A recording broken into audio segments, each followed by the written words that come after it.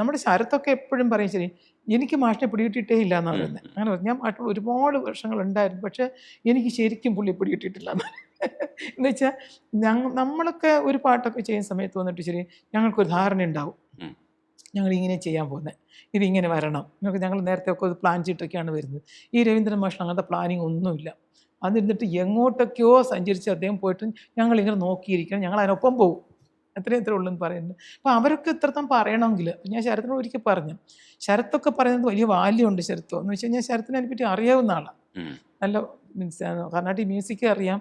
അപ്പോൾ അത് പറയാനുള്ള വിവരമുണ്ട്, നന്നായിട്ട് വിവരമുണ്ട്. വെച്ചാൽ ഞാനൊന്നും അങ്ങനത്തെ ഒന്നും കടക്കില്ല, കാരണം എനിക്കൊന്നും പറയാറിയില്ല. അങ്ങനത്തെ ഞാൻ പറയും, ഞാൻ എൻ്റെ ആസ്വാദനത്തിന് മാത്രമേ പറയുള്ളൂ, എൻ്റെ ആസ്വാദനത്തിൻ്റെ ലെവലിൽ നിൽക്കുന്ന പാട്ടുകൾ. അപ്പോൾ ഞാൻ എപ്പോഴും പറയാറുണ്ട്, കൂടുതൽ ക്ലാസിക് ടച്ചിലെ പാട്ടിനേക്കാൾ കൂടുതൽ എനിക്കിഷ്ടം കുറച്ചുകൂടെ മെലഡിയാണ്. കാരണം എനിക്ക് ആസ്വദിക്കാനാണ് പറ്റുക, അതുകൊണ്ട് നമ്മൾ അതിനകത്ത് നിൽക്കുന്നത്. മറ്റൊന്നല്ല, പക്ഷേ എൻ്റെ ഒരു തലത്തിൽ നിൽക്കുന്ന അതാണ്. അതുകൊണ്ട് ഞാൻ കൂടുതൽ സെലക്ട് ചെയ്യുമ്പോഴൊക്കെ ശരി കുറച്ച് സിമ്പിൾ സോങ് ആയിരിക്കും ഞാൻ സെലക്ട് ചെയ്യുക. ഇപ്പോൾ നിങ്ങൾ പ്രമോദവനം പറയുകയാണെങ്കിൽ എനിക്ക് പ്രമോദനത്തൊക്കെ കൂടുതൽ ഗോപികവാസ് എന്ന് പറയും ഞാൻ. ഞങ്ങൾ സമ്മതിക്കില്ല.